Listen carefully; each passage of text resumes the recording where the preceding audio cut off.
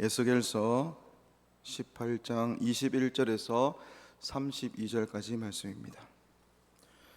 구약성경 1175페이지에 있습니다. 에스겔 18장 21절에서 32절, 우리 다 찾으셨으면 한 목소리로 읽겠습니다. 그러나 악인이 만일 그가 행한 모든 죄에서 돌이켜 떠나 내 모든 율례를 지키고 정의와 공의를 행하면 반드시 살고 죽지 아니할 것이라. 그 범죄한 것이 하나도 기억함 되지 아니하리니 그가 행한 공의로 살리라. 주 여호와의 말씀이니라. 내가 어찌 악인이 죽는 것을 조금인들 기뻐하랴. 그가 돌이켜 그 길에서 떠나 사는 것을 어찌 기뻐하지 아니하겠느냐. 만일 의인이 돌이켜 그 공의에서 떠나 범죄하고 악인이 행하는 모든 가정한 일대로 행하면 살겠느냐. 그가 행한 공의로운 일은 하나도 기억함이 되지 아니하리니 그가 그 범한 허물과 그 지은 죄로 죽으리라. 그런데 너희는 이르기를 주의 길이 공평하지 아니하다 하는도다. 이스라엘 족속아 들을지어다. 내 길이 어찌 공평하지 아니하냐. 너희 길이 공평하지 아니한 것이 아니냐. 만일 의인이 그 공의를 떠나 죄악을 행하고 그로 말미암아 죽으면 그 행한 죄악으로 말미암아 죽는 것이요, 만일 악인이 그 행한 악을 떠나 정의와 공의를 행하면 그 영혼을 보전하리라. 그가 스스로 헤아리고 그 행한 모든 죄악에서 돌이켜 떠났으니 반드시 살고 죽지 아니하리라. 그런데 이스라엘 족속은 이르기를 주의 길이 공평하지 아니하다 하는도다. 이스라엘 족속아 나의 길이 어찌 공평하지 아니하냐. 너희 길이 공평하지 아니한 것이 아니냐. 주 여호와의 말씀이니라. 이스라엘 족속아 내가 너희 각 사람이 행한 대로 심판할지라. 너희는 돌이켜 회개하고 모든 죄에서 떠날지어다. 그리한즉 그것이 너희에게 죄악의 걸림돌이 되지 아니하리라. 너희는 너희가 범한 모든 죄악을 버리고 마음과 영을 새롭게 할지어다. 이스라엘의 족속들아 너희가 어찌하여 죽고자 하느냐. 주 여호와의 말씀이니라. 죽을 자가 죽는 것도 내가 기뻐하지 아니하노니 너희는 스스로 돌이키고 살지니라. 아멘. 한번 돌아보시고 인사하겠습니다. 주님의 이름으로 사랑하고 축복합니다. 주님의 이름으로 사랑하고 축복합니다. 담임 목사님께서는 오전에 광고하셨듯이 지금 에베네셀과 지금 다니엘에서 지금 말씀을 전하시고 뒤에 순서, 그러니까 교회 소식과 또 헌금 기도를 비롯해서 축도까지 그렇게 하시기로 그렇게 하셨기 때문에 조금 있다가 오실 겁니다.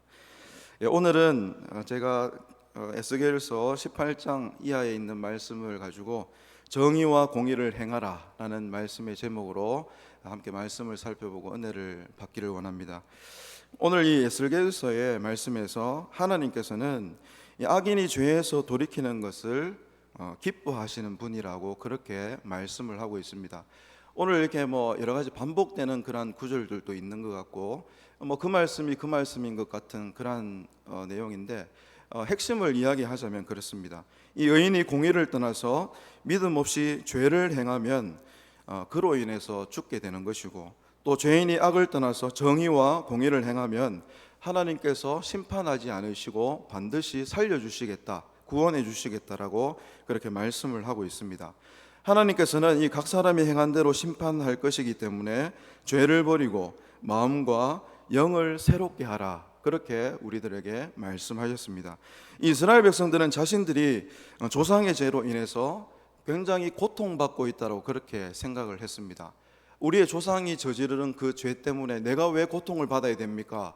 그거 불공평한 거 아닙니까? 그렇지만 하나님께서는 뭐라고 말씀하시냐 하면 공평하다, 그것은 공평한 것이다 라고 이야기합니다. 왜 공평하다라고 이야기합니까? 죄 지은 것에 대한 심판, 벌 받는 것은 당연한 것입니다. 그런데 죄를 자신들이 짓지 않았다고 그래가지고 지금 자신들이 벌 받고 어려움을 당하고, 이게 공평하지 않다라고 이야기하는 것이죠. 공의의 하나님께서는 공의로 심판하시는 분입니다. 그것을 심판하셔야 되겠다라고 생각하면 심판하시고 벌을 주시는 분이 바로 하나님이십니다. 하나님이 공평하시지 않다고 불평했지만 하나님께서는 각 사람이 행한 대로 심판을 하시는 공의의 하나님이시라는 사실을 여러분들 기억할 수 있기를 바랍니다. 그의 죄는 기억되지 않고 공의를 행하면 그의 죄는 기억되지 않고 그는 자기의 공의로 살 수 있다라고 또 말씀을 해 주셨습니다.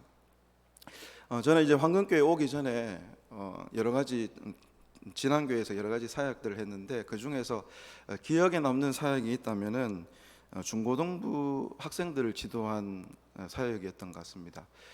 중고등부 요즘 어디로 튈지 모르는 그 10대들 청소년들을 지도하는 게 뭐 그렇게 기억 남나 이렇게 얘기하실 줄 모르겠지만 굉장히 힘들었기 때문에 기억이 남습니다. 뭐 이렇게 힘들지 않고 뭐 너무 이렇게 편하고 이러면은 뭐 기억도 잘 나지 않을 건데 기억에 남는 일이 하나 있어서 여러분들에게 소개합니다. 오늘 말씀과 좀 연결이 되는 것 같아서요. 고등학교 2학년 학생이었습니다. 그때 당시에. 요즘 고등학교 2학년, 3학년 얼마나 학원 다닌다고 고생이 많습니까? 공부한다고 너무 아침 일찍 나가서 저녁 늦게 이렇게 학원 다니고 또 학교에서 생활하고 그렇게 지내지 않습니까? 근데 이제 그 친구가 임원이었습니다. 그러니까 중고등부의 임원이었는데 임원들은 이제 처음 연초가 되면은 무조건 제자 훈련을 받아야 된다. 성경 공부를 특별히 해야 된다. 그래서 시간을 잡고 언제 공부하면 좋겠다, 언제 제자 훈련을 하면 좋겠다, 날짜를 정하고 요일을 정하고 이렇게 시간 조율을 해가지고 이제 제자 훈련을 시작을 했습니다. 그런데 어떤 지금 소개하려고 하는 이 친구가 계속 시간이 안 된다는 거예요. 그리고 연락을 해도 뭐 카톡을 해도 문자를 해도 전화를 해도 뭐 학교에 가 있는 시간들도 많고 학원에 가 있는 시간들도 많고 그리고 문자를 남겨도 답을 잘 주지 않습니다. 그래서 잠들려고 하면 그때 이제 문자가 오는 거예요. 그러니까 제가 이제 잠드는 시간이 거의 11시 뭐 12시 이렇거든요. 근데 12시 한 30분쯤 되면은 문자가 옵니다. 그러면 그때부터 이제 카톡을 하거나 혹시 통화할 수 있냐 이래가지고 전화 통화를 이제 하게 되는 거죠. 그런데 제자 훈련을 받는다, 성경 공부를 해야 된다 이렇게 막 권하고 언제 시간이 되느냐, 친구들하고 임원들하고 시간을 맞출 필요가 없다, 내가 개인 레슨 하겠다, 너를 위해서 특별한 지도를 내가 해주겠다. 날짜를 아무리 조율을 해도 조율이 안 되는 거예요. 월요일은 뭐 때문에 안 되고 화요일은 뭐 때문에 안 되고 토요일은 어디 가야 되기 때문에 안 되고. 그러니까 결국 그게 뭡니까? 그 제자 훈련 받기 싫다는 거잖아요. 근데 그 친구는 절대로 목사님 제가 제자 훈련 성경 공부하기 싫습니다 라는 말은 절대로 안 해요. 왜냐하면 자기가 임원이기 때문에. 그래서 해야 된다는 건 알지만 그게 하기 싫은 거예요. 그래서 제가 나중에 그래 됐다, 그래 이제 따로 개인적으로 그렇게 큐티도 하고 책을 이렇게 성경책도 읽고 그렇게 말씀을 공부했으면 좋겠다라고 그렇게 이야기를 했습니다. 여러분들, 죄를 지은 아담과 하와가 하나님의 낯을 피하고 나무 뒤에 이제 숨게 되었다라고 지난 오후 시간에 제가 말씀을 드렸습니다. 우리는 어디인가에 자기를 가두고 자꾸 숨기려고 하는 본능이 있습니다. 그러니까 문자를 보고도 문자를 안 본 척하고, 여러분들 카톡을 보고도 카톡을 안 읽은 척 할 수가 있어요. 어떻게 하시는지 여러분들 아시죠? 카톡을 읽었는데 그 일자 숫자 1이 이제 사라지면은 상대방이 이제 카톡을 읽은 거잖아요. 그런데 이제 그 팝업 창에서 이렇게 넘겨가지고 내용 어느 정도 보고 이거는 안 읽어도 되겠다 이렇게 해서 제쳐놓는 거죠. 그러면 상대방이 이 친구 아직 카톡을 문자를 읽지 않았구나 이렇게 이제 생각한다는 거죠. 무엇인가 이렇게 이야기하고 하나님의 말씀대로 살아가라고 이렇게 교육하고 가르치려고 하는데 자신은 계속 그것을 피해 다니려고 합니다. 이게 죄의 본능입니다. 우리 죄 지은 사람의 본능이 바로 어딘가에 계속 숨으려고 하고 하나님 말씀 배우려고 하지 않고 그 죄악된 길을 자꾸 따라가려고 하고 거룩하고 또 하나님의 말씀을 가르치는 배우는 그 자리에는 있지 않으려고 하는 그러한 죄의 습성들이 우리에게 있다는 것입니다. 이 하나님의 거룩한 본성 가운데 의가 있는데요, 그것을 의로움 혹은 공의로움이라고 이렇게 이야기할 수 있을 것입니다. 그 의로움에 근거한 규칙은 반드시 있어야 되는 것입니다. 만일 이 세상에 의로움이 없고 그것에 근거한 규칙이 없다면은 개인적으로 삐뚤어지는 것은 물론이고 온 세상이 무법천지가 되고 말 것입니다. 그리고 온 인류의 생명이 위협을 받고 말 것입니다. 그래서 의로움은 개인적인 문제일 뿐만 아니라 또한 집단적인 문제이기도 하다는 것입니다. 이 모든 사람이 엄격한 그런 법을 제정하기를 원하고 있는 것도 바로 그러한 이유 때문입니다. 그런데 이것은 사람이 타락한 죄인이라는 사실을 전제하고 있는 것입니다. 사람이 근본적으로 불의하기 때문에 법이 없으면 죄를 쉽게 짓는 그러한 존재이기 때문에 더욱더 강력한 법이 있어야 된다라고 그렇게 사람들은 생각을 합니다.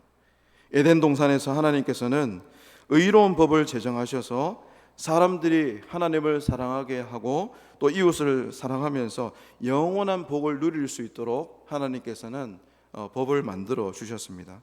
그리고 이 법은 사람들을 위한 것이었습니다. 이 사람들이 그 법을 지키는 한 평화와 안전이 보장이 되었습니다. 영원토록 하나님과 동행하면서 에덴 동산에서 살 수 있었을 것입니다. 그렇지만 사람은 하나님의 그 법을 고의적으로 어겼죠.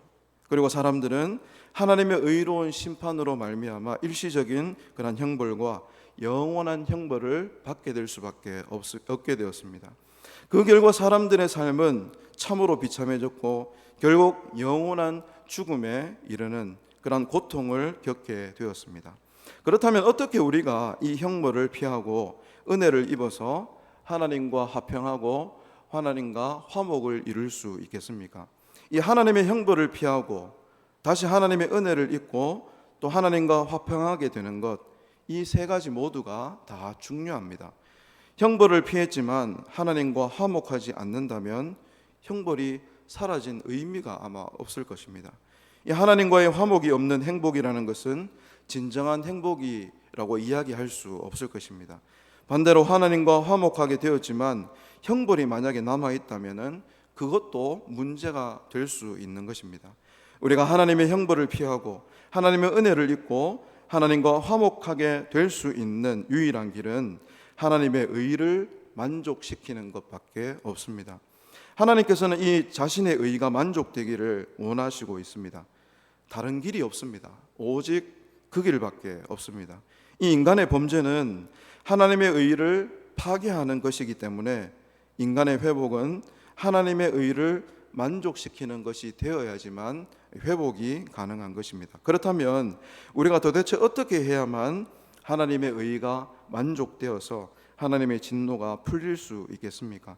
사람들은 하나님의 의를 만족시키는 방법을 예전부터 고민을 많이 했습니다. 그러다가 자신들의 노력으로 하나님의 의를 만족시킬 수 있다라는 그러한 결론을 내리게 되었습니다.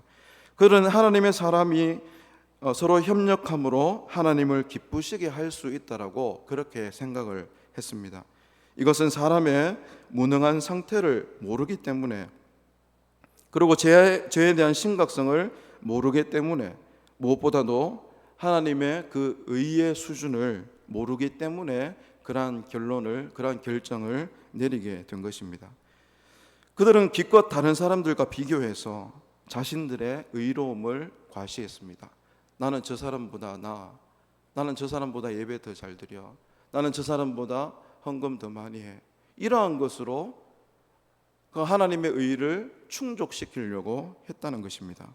이것은 예수님의 구속사역의 그런 필요성과 완전성을 무시하는 죄가 되는 것입니다.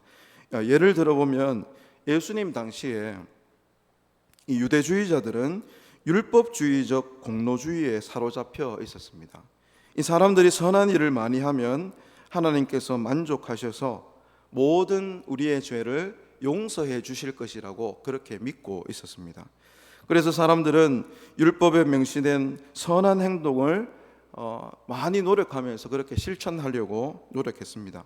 그들은 율법의 가르침을 정말 체계화하고 조직화하여서 일상생활에서 실천할 수 있도록 구체적인 그런 지침서까지 마련을 하게 되었습니다. 그렇지만 그들은 예수님에 의해서 비난을 받게 됩니다. 예수님은 그들이 선을 행하지 않고 오히려 악을 행한다라고 그렇게 책망을 받았습니다. 그들은 선을 행하려고 많은 이런 항목들을 정해놓고 이렇게 살면은 될 것이다, 하나님께서 칭찬하실 거다, 그렇게 생각했지만 오히려 예수님으로 인해서 책망을 받게 된 것이죠. 그들은 선을 행하려고 했지만 악은 없어지지 않았습니다. 그들은 여전히 죄인이었습니다. 교부 시대에 펠라기우스라는 사람이 있는데, 이 펠라기우스는 구원에 있어서 인간의 도덕적인 행위를 굉장히 강조를 했습니다. 그는 인간의 본성이 선하고 인간에게는 자유의지가 있기 때문에 얼마든지 선을 행할 수 있다라고 그렇게 믿었습니다. 그리고 인간의 원죄와 그로 인한 전적인 타락을 거부한 채 죄라는 것이 하나님을 버리고 자기 스스로 죄를 범한 것이기 때문에 말씀을 많이 배우고 또 도덕적인 덕목을 많이 쌓고 착하게 살 수 있다라고 그렇게 주장을 했습니다. 그렇게 살면 얻게 된 그 구원은 지극히 정당한 하나님께서 보상해 주시는 구원이다, 하나님께서 보상해 주시는 선물이다, 그렇게 생각했던 것입니다. 그렇지만 동시대에 살았던 위대한 교부 아우구스티누스라는 사람은 이 펠라기우스라는 사람의 이 의견에 반대 의견을 내놓았습니다. 그는 인간이 죄로 물들어 있고 본래부터 왜곡된 의지를 가지고 있기 때문에 하나님이 원하시는 그 수준의 선을 인간은 아무리 노력해도 도달할 수 없고 행할 수 없다라고 이야기를 했습니다. 그가 말하는 구원이라는 것은 우리가 스스로 성취하는 것이 아니라 하나님께서 우리에게 베풀어 주시는 선물이다, 이렇게 고백하기도 했습니다.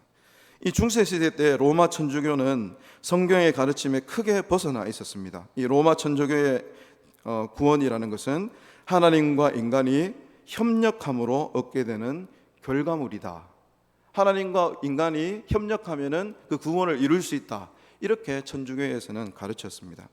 이에 대해서 종교개혁을 일으킨 마틴 루터는 중세교회가 이 펠라기우스주의에 빠져서 하나님의 구속을 오해하고 있다라고 비판하면서 오직 믿음으로만 의롭게 된다는 이 성경의 가르침을 주장을 했습니다.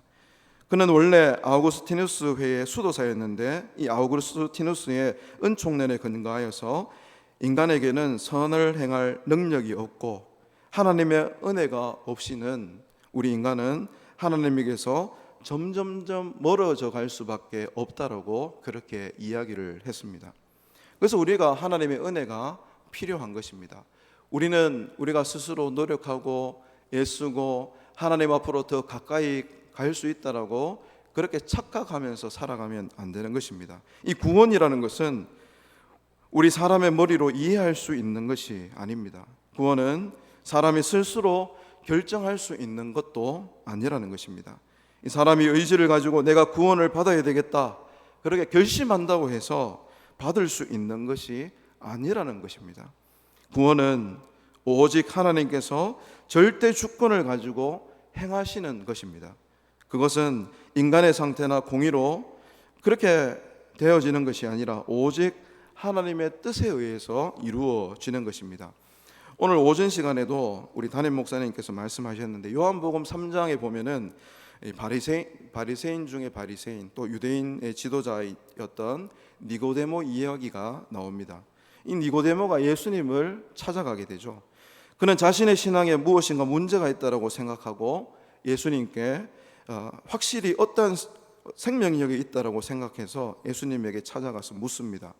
예수님은 이 니고데모가 이야기한 그 이야기에 대해서 답변을 해주시는데 요한복음 3장 3절 말씀에 예수님께서 이렇게 말씀해 주고 있습니다. 우리 요한복음 3장 3절 말씀을 우리 다 같이 한 목소리로 읽겠습니다. 시작. 예수께서 대답하여 이르시되 진실로 진실로 내게 이르노니 사람이 거듭나지 아니하면 하나님의 나라를 볼 수 없느니라. 아멘. 이 니고데모는 이 말을 도저히 이해할 수가 없었습니다. 그는 율법을 많이 아는 사람이었고 지성인이었고 지도청에서 그렇게 많은 지식과 또 이해력이 일반인들보다 훨씬 뛰어났지만 사람이 다시 태어나야 한다, 이 거듭남에 대해서 말씀하신 이 예수님의 말씀을 도저히 이해하지를 못했다는 것입니다. 하나님께서는 우리 모두가 구원받기를 원하시지만 그렇다고 모든 사람을 구원하시지는 않는다는 것입니다. 우리는 이 사실에 대해서 충분히 이해할 수 없습니다. 왜 누구는 구원받는 그 구원의 길을 걸어갈 수 있고 어떤 사람은 왜 구원받지 못하고 지옥으로 갈 수밖에 없는가, 도저히 이해가 안 되는 것이죠. 오늘 본문 에스겔 18장 23절 말씀에 보면 이렇게 말씀합니다. 주 여호와의 말씀이니라. 내가 어찌 악인이 죽는 것을 조금인들 기뻐하랴. 그가 돌이켜 그 길에서 떠나 사는 것을 어찌 기뻐하지 아니하겠느냐. 32절 말씀 우리 다 같이 한번 읽어보겠습니다. 시작. 주 여호와의 말씀이니라. 죽을 자가 죽는 것도 내가 기뻐하지 아니하노니 너희는 스스로 돌이키고 살지니라. 아멘. 하나님께서 구원받는 것도, 구원해 주시는 것도 하나님의 뜻이고 하나님의 은혜로 되는 것인데, 구원받지 않는 사람들 그러면 하나님께서 기뻐하시는가 라고 생각했을 때 하나님께서 구원받지 못하는 사람들을 바라보면서 기뻐하시지 않는다는 거예요. 오히려 안타까워하시고 그 영혼이 주님 앞으로 돌아오기를, 하나님께로, 자신에게로 돌아오기를 그렇게 원하시고 계시는 분이 바로 하나님이시라는 것입니다. 여기서 우리가 의문이 생기는 것은, 그렇다면 목사님 뭐 굳이 전도할 필요가 있겠습니까? 하나님께서 이미 다 계획해 놓으시고 하나님께서 다 정해 놓으시고 그렇게 했는데, 하나님께서 구원받을 자들을 미리 선택해 놓으셨는데 뭐 우리가 굳이 나설 필요가 있습니까? 이러한 의심이 들 때가 참 많이 있습니다. 여러분들에게 한번 질문해 보겠습니다. 여러분들 전도해야 됩니까? 안 해도 됩니까? 근데 이쪽에는 다 해야 된다 그러는데 이쪽에는 안 해도 된다는 말씀이십니까? 다 해야 된다는 거 그렇게 생각하시죠, 그죠? 근데 왜 전도해야 됩니까? 그런데 이미 다 하나님 다 정해 놓으셨는데, 구원의 계획들, 누가 구원받아야 될 것이고 누가 하나님 믿을 것이고 다 일단 계획 다 해놨는데, 여기에 대답은 전도를 해야 되는데, 왜냐하면 하나님은 우리의 이 전도라는 수단을 통해서, 그 수단을 사용하셔서 하나님이 선택하신 그 백성을 부르시기 때문에 그렇습니다. 아직도 우리가 전도하지 못하고 다가가지 못한 그 영혼들 중에 하나님께서 선택하신 영혼이 있다는 거예요. 그런데 우리가 전도하지 않으면 어떻게 됩니까? 그 영혼이 주님 앞으로, 그럼 모르니까, 복음을 듣지 못했으니까 하나님 앞으로 오지 못하는 거예요. 아직까지도, 지금까지도 예수님 믿지 않고 있는, 저 세상 바깥에서 방황하고 있는 영혼들이 있다는 거예요. 그런데 그 영혼들 중에서도 하나님께서 선택해 주신 자들이 있는 겁니다. 그 영혼들을 우리가 찾아가고 복음 전하고 이러다 보면 결국에는 하나님께서 선택하신 그 영혼을 우리가 찾아낼 수 있는 거예요. 그래서 이게 맞아떨어지면 하나님 앞에 나와서, 왜냐하면 이미 하나님께서 선택해 놓으신 영혼이기 때문에 그렇습니다. 그래서 전도는 하나님의 뜻이 이루어지는 방편입니다. 우리의 수고를 통해서 죽음으로 가고 있는 수많은 영혼들이 예수 그리스도를 믿도록 복음의 사명을 가지고 헌신해야 되는 것이 우리의 신앙생활이고 그 사명인 것입니다. 이 세상을 살아가는 우리 인간의 상태가 그렇다면 어떻습니까? 만일 우리가 이 세상에서 완전하게 살면 결코 죽지 아니할 것입니다. 자, 오늘 본문 26절에서 28절까지의 말씀을 우리 다 같이 한번 읽어보겠습니다. 26절에서 28절입니다. 시작.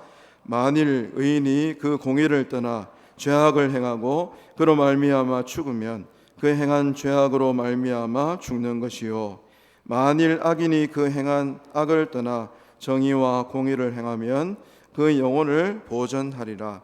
그가 스스로 헤아리고 그 행한 모든 죄악에서 돌이켜 떠났으니 반드시 살고 죽지 아니하리라. 아멘.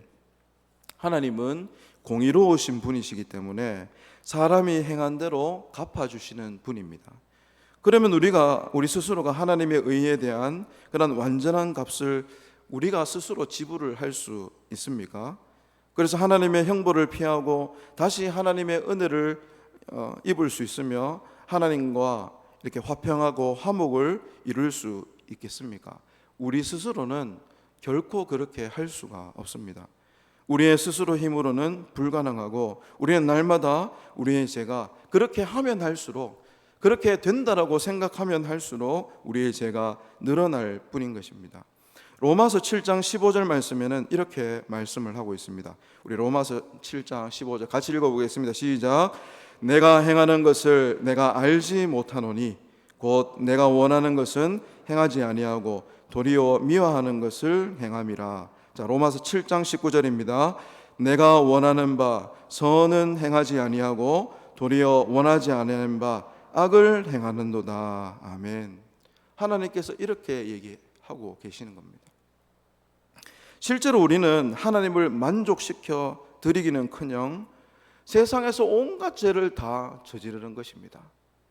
우리는 그게 선하다고 생각하지만 하나님께서는 기뻐하시지 않는 것, 그것을 우리는 때로는 할 때가 참 많이 있습니다. 만약 그렇게 살면 어떻게 되겠습니까? 하나님께서 하나님의 그 진노만 날마다 더 쌓여갈 뿐인 것입니다. 우리는 선을 완벽하게 행할 그런 능력을 가지고 있지 않습니다. 우리가 아무리 선을 행하여도 날마다 우리의 죄의 그 빚을 늘려갈 뿐입니다. 그리고 우리가 지금 바른 삶을 산다고 해도 과거에 이미 저지른 그런 죄들이 있기 때문에 잘못을 돌이킬 방법이 없다는 것입니다. 더군다나 우리가 앞으로 미래에 계속해서 죄를 짓지 않고 완전하게 살 수 있다라는 그러한 보장이 되어 있지 않습니다. 우리는 언제라도 죄를 범할 수 있는 연약한 존재입니다. 이것은 마치 많은 빚을 진 사람이 갚을 능력이 없게 되자 이자에 이자를 붙여가지고 나중에는 그 이자 때문에 너무 많은 이 돈이 이게 늘어나가지고 도저히 갚을 수 없는 것과 같은 그러한 상황과 똑같은 것입니다. 그래서 우리는 늘 우리 자신을 돌보면서 지금 현재 나의 상태는 어떠한가? 내가 예전에 조금 전에 이야기했던 그 교부들과 같이 내가 선을 행할 수 있다. 나는 나의 죄를 더 이상 짓지 않고 하나님 앞에 완전한 자다, 완벽한 자다, 그렇게 칭찬받을 수 있다. 선한 그런 일들을 행하며 나아갈 수 있다. 그렇게 생각하며 살지는 않습니까? 우리가 더욱 성숙해지려면은 앞에서 말씀으로 그렇게 이야기했듯이 서로를 격려해주고 더욱 믿음에 강한 사람이 믿음이 연약한 사람들을 격려하고 이끌 수 있어야 되는 것입니다. 믿음이 강한 자가 연약한 그 믿음을 가진 자들을 이끌어 줄 수 있어야 됩니다. 그리고 우리는 서로 사랑으로 조언하고 또 그것을 진정한 마음으로 받아들이는 그러한 관계를 이루어 가야 되는 것입니다. 그래서 나 혼자서 신앙생활을 하는 것이 아니라 우리 이 황금교회라는 이 공동체 안에서 서로 힘들고 어렵고 또 아프고 또 연약한 그러한 성도들을 바라보면서 성도의 그 교제가 있어야 되는 것입니다. 우리의 힘으로 하나님의 의를 만족시켜 드릴 수 없다면 우리를 위해서 그 값을 대신 지불할 수 있는 그런 피조물이 있어야 된다는 것입니다. 그런데 이 세상에는 그러한 존재가 없다는 것입니다. 그 이유가 무엇이냐면 한 두 가지로 이야기를 할 수 있을 것입니다. 우리 앞에 화면을 보고 자막을 보시고 한번 읽어보도록 하겠습니다. 1번 시작. 하나님께서는 인간이 진 빚으로 다른 피조물을 처벌하기를 원하지 않기 때문입니다. 두 번째는 뭐냐면은 같이 읽겠습니다. 어떤 피조물도 죄에 대한 하나님의 영원한 진노의 짐을 감당할 수 없습니다. 그리고 진노로부터 다른 피조물을 구해낼 수도 없기 때문입니다. 이 세상의 피조물들은 다 연약하기 때문에 이 사람의 형벌을 대신 받을 수가 없는 것입니다. 구약시대 때 보면은 이 인간의 죄를 대신하기 위해서 짐승들을 잡아서 제사를 드렸잖아요. 이 속죄의 제물로 비둘기를 드린다든지 양이나 뭐 소와 같이 이렇게 짐승을 잡아가지고 하나님 앞에 제물로 바쳐드렸습니다. 그것은 어디까지나 일시적인 그러한 제한적인 제사의 방법이었고 예배의 방법이었고 속죄의 제물이었습니다. 그것들은 영원한 속죄의 제물이 아니라 영원한 속죄의 제물 대신 예수 그리스도의 그림자에 불과한 것들이었습니다. 이 세상의 그 어느 것도 인간을 향한 하나님의 진노를 풀어줄 수 있는 것은 이 세상에 아무것도 없습니다. 그렇다면 우리는 어떠한 중보자와 구원자를 찾아야 되는가? 우리는 참되고 의로운 사람이면서 동시에 모든 피조물보다 강하신 분, 그러니까 참 하나님이시고 참 사람이신 예수 그리스도가 우리의 유일한 중보자가 되어야 하는 것입니다. 우리의 유일한 중보자는 하나님과 동등하신 하나님의 독생자 예수 그리스도 한 분밖에 없다는 사실을 여러분들 모두가 믿으시기를 바랍니다. 예수 그리스도만이 우리의 유일한 중보자가 될 수 있습니다. 그래서 내가 버려야 될 죄, 내가 또 적극적으로 행해야 될 의로운 행동이 있다면 그것은 과연 무엇인가? 무조건 예수 그리스도한테만 다 맡기고 나는 아무것도 하지 않는다. 그것은 잘못된 것입니다. 사도 바울은 로마서 3장 21절에서 22절까지의 말씀에서 이렇게 기록을 하고 있습니다. 우리 화면 보시고 다 같이 한번 읽어보겠습니다. 이제는 율법 외에 하나님의 한 의가 나타났으니 율법과 선지자들에게 증거를 받은 것이라. 곧 예수 그리스도를 믿음으로 말미암아 모든 믿는 자에게 미치는 하나님의 의니 차별이 없느니라. 아멘. 고린도후서 5장 21절 말씀에 이렇게 말씀합니다. 하나님이 죄를 알지도 못하신 이를 우리 대신하여 죄로 삼으신 것은 우리로 하여금 그 안에서 하나님의 의가 되게 하려 하심이라. 할렐루야. 우리는 할 수 없습니다. 우리는 못하는 거예요.